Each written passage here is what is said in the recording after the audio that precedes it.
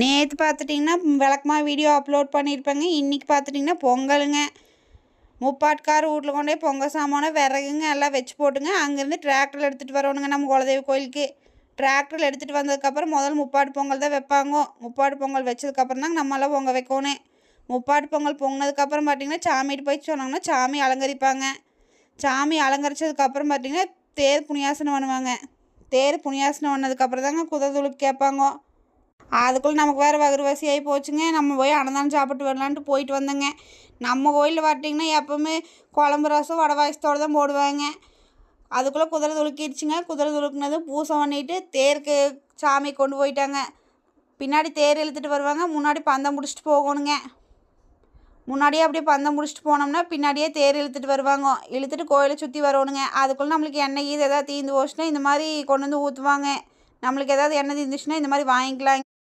கோயிலை சுற்றி வந்ததுக்கப்புறம் பார்த்திங்கன்னா பூசையாகுங்க.